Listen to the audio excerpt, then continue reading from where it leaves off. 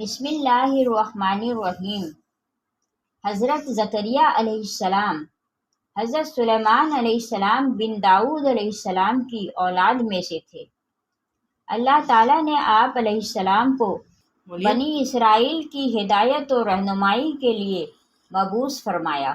حضرت زکریا علیہ السلام بھی دیگر انبیاء کرام علیہ السلام کی طرح اپنے ہاتھ سے کام کرتے تھے، جس کی تصدیق اس حدیث مبارکہ صلی اللہ علیہ وسلم سے ہوتی ہے کہ حضرت ابو ہریرہ رضی اللہ تعالیٰ عنہ سے روایت ہے کہ نبی کریم صلی اللہ علیہ وسلم نے فرمایا، حضرت زکریا علیہ السلام بڑھئی تھے۔ دنیا میں جتنے بھی انبیاء کرام مبعوث فرمائے گئے، انہوں نے معاش کے لیے کسی نہ کسی پیشے کو ضرور اپنایا۔ وہ اپنی روزی اپنے ہاتھ کی محنت سے پیدا کرتے اور اپنے معاش کا بوجھ کسی دوسرے پر نہ ڈالتے۔ کسی سے دین حق کے کام کی اجرت طلب نہیں کرتے تھے، بلکہ یہ اعلان فرماتے، اور میں تم سے اس تبلیغ پر کوئی اجرت نہیں مانگتا، میری اجرت تو اللہ رب العالمین ہی پر ہے۔ حضرت مریم علیہ السلام جو کہ عیسیٰ علیہ السلام کی والدہ ہیں، وہ بچپن ہی سے حضرت زکریا علیہ السلام کی پرورش میں تھی، کیونکہ حضرت مریم علیہ السلام کی والدہ نے نظر مانی تھی کہ اگر اللہ اسے اولاد دے گا تو وہ اسے بیت المقدس کی خدمت کے لیے وقف کرے گی۔ والدہ اپنی نظر پوری کرنے کی نیت سے نومولود مریم علیہ السلام کو لے کر بیت المقدس پہنچی۔ وہاں مسجد کے مجاور خادم اور کاہن موجود تھے، جن میں حضرت زکریا علیہ السلام بھی شامل تھے۔ اسی طرح اللہ تعالیٰ نے حضرت زکریا علیہ السلام کو حضرت مریم علیہ السلام کا سرپرست بنا دیا۔ آپ علیہ السلام نے بڑے ذوق و شوق سے ان کی پرورش شروع کر دی۔ انہوں نے حضرت مریم علیہ السلام کو اپنے گھر ہی میں رکھا، لیکن جب وہ ذرا سمجھدار ہو گئیں تو انہیں مسجد سے متصل ایک حجرے میں منتقل کر دیا، جبکہ رات کو وہ اپنی خالہ حضرت زکریا علیہ السلام کی بیوی حضرت مریم علیہ السلام کی سگی خالہ تھی ہی کے پاس آ کر سو جایا کرتی تھی۔ حضرت زکریا علیہ السلام جب حجرے سے باہر جاتے تو حفاظت کے نقطۂ نظر سے باہر سے قفل لگا دیا کرتے، لیکن جب واپس آتے تو یہ دیکھ کر حیران رہ جاتے کہ حضرت مریم علیہ السلام کے پاس بے موسم کے نہایت اعلیٰ قسم کے پھل اور میوہ جات موجود ہوتے۔ حضرت زکریا علیہ السلام نے ایک دن تعجب اور حیرت سے پوچھا، اے مریم علیہ السلام، یہ روزی تمہارے پاس کہاں سے آتی ہے؟ وہ بولیں، اللہ کے یہاں سے آتی ہے۔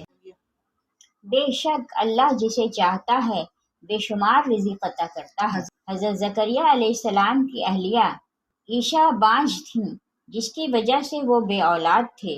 دونوں بوڑھے ہو چکے تھے اور ظاہراً اولاد ہونے کے امکانات بھی ختم ہو چکے تھے، لیکن جب حضرت زکریا علیہ السلام نے حضرت بی بی مریم علیہ السلام کے پاس بے موسمی نہایت اعلیٰ قسم کے پھل دیکھے تو آپ علیہ السلام کے ذہن میں خیال آیا کہ جب میرا رب بے موقع پھل عطا کر سکتا ہے تو اس کے لیے اولاد دینا کیا مشکل ہے۔ اولاد کی خواہش نے دعا کا روپ دھار کر رب کے حضور مانگنے کی ہمت پیدا کر دی، اور پھر بے اختیار ان کے لبوں پہ یہ دعا آ گئی، میرے پروردگار، مجھے اپنی جانب سے اولاد صالح عطا فرما، تو بے شک دعا سننے اور قبول کرنے والا ہے۔ اللہ رب العزت نے اپنے محبوب نبی علیہ السلام کی اس دعا کو قبول فرمایا اور فرشتوں کو حکم دیا کہ فوری جاؤ اور میرے نیک بندے زکریا علیہ السلام کو بیٹے کی بشارت دے دو۔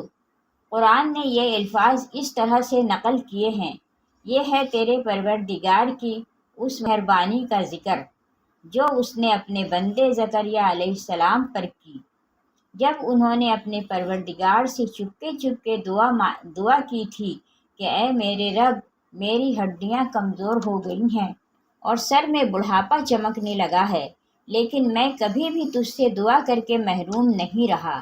مجھے اپنے مرنے کے بعد اپنے قرابت داروں کا ڈر ہے، میری بیوی بھی بانجھ ہے، بس تو مجھے اپنے پاس سے وارث عطا فرما جو میرا بھی وارث ہو اور یعقوب علیہ السلام کے خاندان کا بھی جانشین ہو۔ اور میرے رب تو اسے قبول بندہ بنا لے۔ اللہ تعالیٰ فرماتے ہیں، اے زکریا علیہ السلام، ہم تمہیں ایک بچے کی خوشخبری دیتے ہیں جس کا نام یحییٰ ہے۔ ہم نے اس سے پہلے اس کا ہم نام بھی کسی کو نہیں کیا۔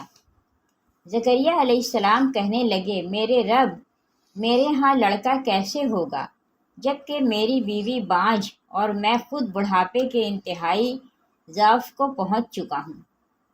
ارشاد ہوا، تمہارے لیے علامت یہ ہے کہ باوجود بھلا چنگا ہونے کے تم 3 راتوں تک کسی شخص سے بول نہ سکو۔ اس طرح اللہ تعالیٰ نے آپ کو بڑھاپے میں حضرت یحییٰ علیہ السلام سے نواز دیا۔ اللہ تعالیٰ نے بنی اسرائیل میں سب سے زیادہ نبی مبعوث فرمائے، ان پر اپنی رحمتیں اور نعمتیں بھی نازل فرماتا رہا، لیکن یہ وہ ناشکری قوم ہے کہ جو بار بار نافرمانیاں کرتی رہی اور شرک میں مبتلا ہو کر انبیاء کرام علیہ السلام پر ظلم و ستم ڈھاتی رہی، یہاں تک کہ انہیں شہید کرنے سے بھی دریغ نہ کیا۔ ابن عساکر نے حضرت یحییٰ علیہ السلام کی شہادت کے متعلق ایک روایت نقل کی ہے کہ جس میں یحییٰ علیہ السلام کی شہادت کا واقعہ اس طرح مذکور ہے کہ دمشق کے بادشاہ حداد بن حداد نے اپنی بیوی کو 3 طلاق دے دی تھی اور پھر چاہتا تھا کہ اس کو واپس کر کے بیوی بنا لے۔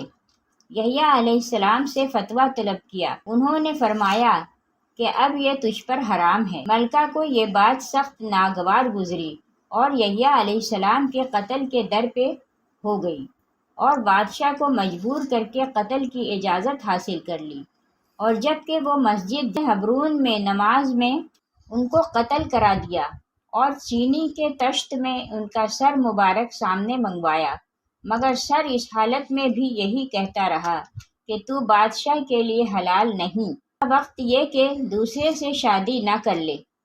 اور اسی حالت میں خدا کا عذاب آیا اور اس عورت کو مع سر مبارک زمین میں دھسا دیا۔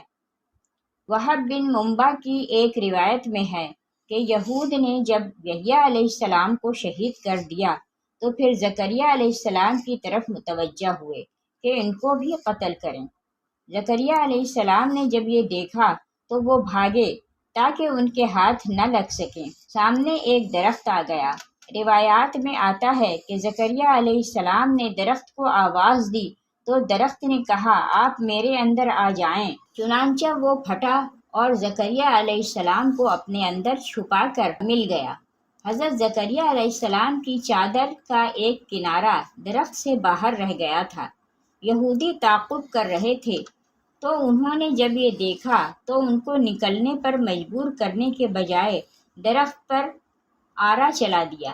جب آرا زکریا علیہ السلام پر پہنچا تو خدا کی وحی آئی اور زکریا علیہ السلام سے کہا گیا کہ اگر تم نے کچھ بھی آہوازی کی تو ہم یہ سب زمین تہ و بالا کر دیں گے، اور اگر تم نے صبر سے کام لیا تو ہم بھی ان یہود پر فوراً اپنا غضب نازل نہیں کریں گے۔ چنانچہ زکریا علیہ السلام نے صبر سے کام لیا اور اف تک نہیں کی، اور یہود نے درخت کے ساتھ ان کے بھی 2 ٹکڑے کر دیے۔ حضرت کعب رضی اللہ تعالیٰ عنہ بیان کرتے ہیں کہ حضرت یحییٰ بن زکریا علیہ السلام سردار اور پاک دامن تھے، اور وہ عورتوں کے قریب تک نہ جاتے تھے اور نہ ہی عورتوں کی خواہش رکھتے تھے، اور آپ خوبصورت شکل و صورت والے نوجوان تھے جو جھکے ہوئے کندھوں والے، یعنی نہایت متواضع، کم بالوں، چھوٹی انگلیوں، اونچی ناک اور ملی ہوئی پلکوں والے، باریک آواز والے، بہت زیادہ عبادت گزار اور اللہ تعالیٰ کی اطاعت میں پختہ تھے۔ حضرت ابو ہریرہ رضی اللہ تعالیٰ عنہ بیان کرتے ہیں کہ حضور نبی اکرم صلی اللہ علیہ وسلم نے فرمایا، تمام بنی آدم روز قیامت اپنے اپنے گناہوں کے ساتھ اللہ تعالیٰ کے حضور پیش ہوں گے، اور اگر اللہ تعالیٰ چاہے گا تو انہیں عذاب دے گا یا ان پر رحم فرمائے گا، سوائے حضرت یحییٰ بن زکریا علیہ السلام کے۔ بس بے شک آپ علیہ السلام سردار، پاکیزہ و بلند کردار اور ایک صالح نبی تھے۔ پھر حضور نبی اکرم صلی اللہ علیہ وسلم نے جھک کر ایک تنکا پکڑا اور فرمایا کہ آپ صلی اللہ علیہ وآلہ وسلم نے حضرت یحییٰ بن زکریا علیہ السلام کے مناقب کا فقط اس تنکے کے برابر ذکر کیا ہے۔